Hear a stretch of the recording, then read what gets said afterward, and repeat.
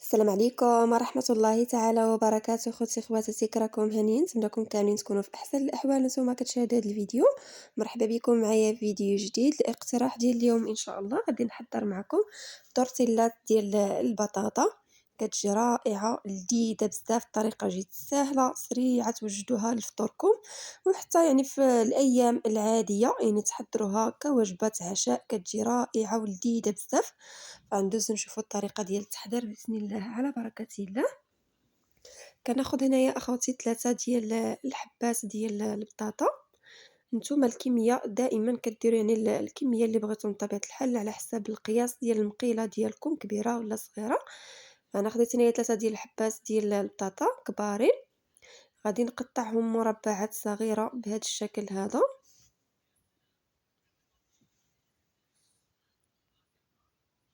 هاد التورتيلا هادي كتوجد يعني بسرعه، ما كتاخذش نهائيا وقت في التحضير ديالها، دغيا دغيا كتوجد.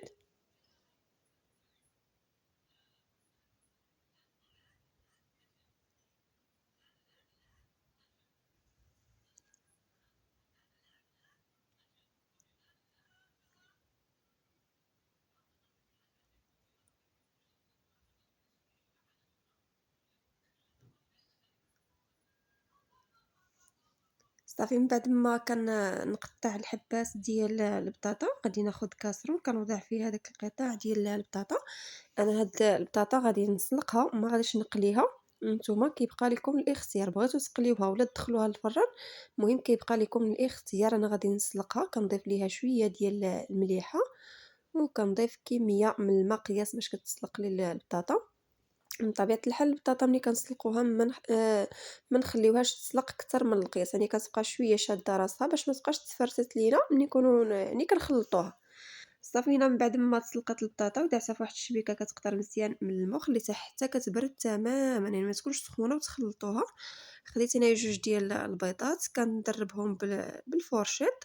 صافي وكناخذ هكذا بول كنوضع فيه ديك البطاطا. من بعد ما بردات كنأكد اخواتي البطاطا حتى تكون بارده مزيان، عاد كتخلطوها، ما تخلطوهاش سخونه.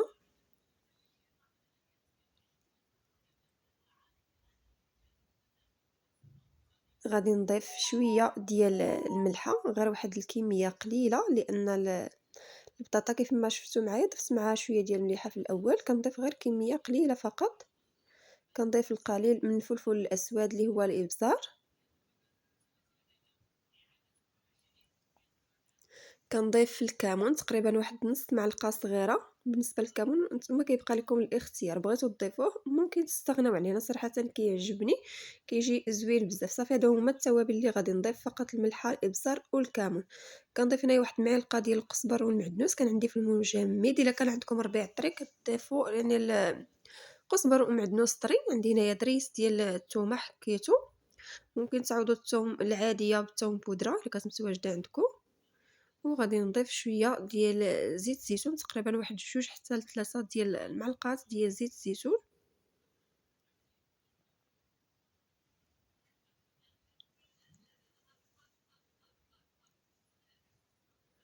غادي نضيف ديك 2 بيضات،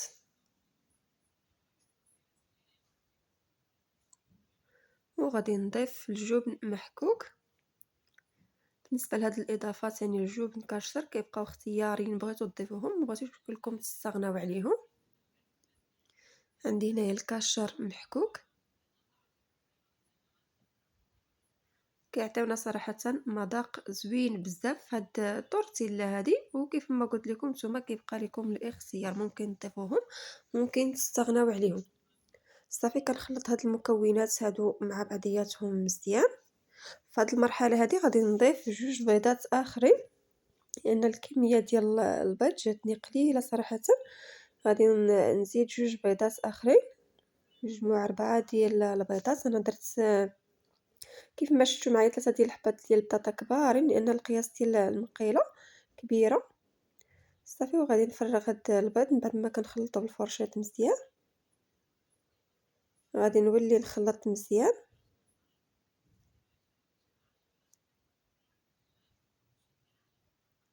بالنسبه اللي كيبغي الحار ممكن تضيفوا شويه ديال مسحوق الفلفل الاحمر الحار، كيجي صراحه زوين. انا ما ضفتوش هنايا اللي كيبغي الحرور ممكن تضيف واحد راس معلقة صغيرة.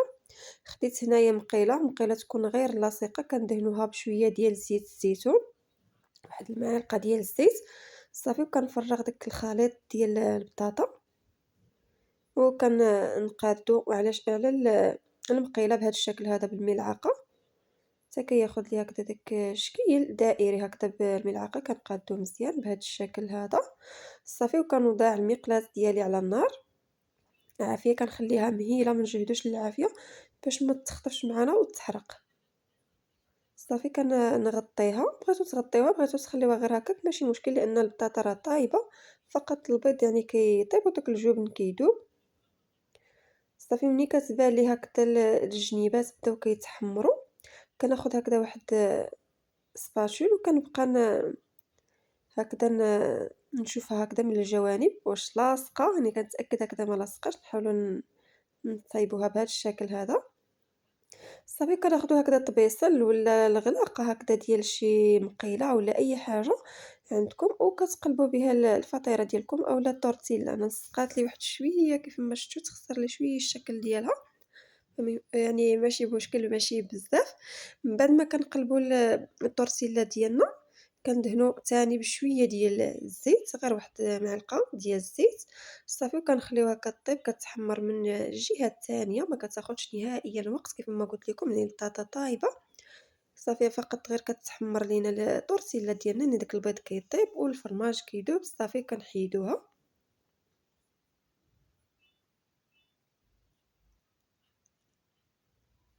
صافي. هنايا اخوتي من بعد ما طابت، هذا هو الشكل ديالها. كتجي صراحه رائعه، البين ديالها كيجي مذهب، كتجي صراحه زوينه بزاف بلا قلي. يعني البطاطا صراحه بهذه الطريقه هذه احسن ما نقليوها في الزيت، كتجي صراحه زوينه بزاف.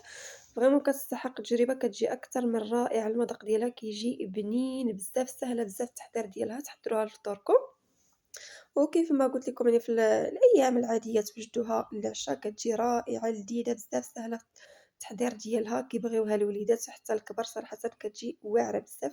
نتمنى تجربوها وتنال الاعجاب ديالكم. نتمنى هذا الاقتراح هذا ينال الاعجاب ديالكم. الا عجبكم الفيديو بارطاجيوه مع حبابكم صحابكم الناس اللي كتعرفوهم. ما تنساونيش كذلك اخواتي من لايك ديالكم، تعليقكم الزوينه والمحفزه على الفيديو. اللي كيشاهد القناه ديالي اول مره، ما عليكم غير تشتركوا في القناه وتشغلوا زر الجرس باش دائما تواصلوا بجديد الوصفات ديالي فضلا وليس امرا. اللي باقي كيشاهد الفيديو حتى لدابا كنقول لكم شكرا لكم بزاف على حسن المتابعه ديالكم، والسلام عليكم مع فيديو جديد ووصفات جديده ان شاء الله.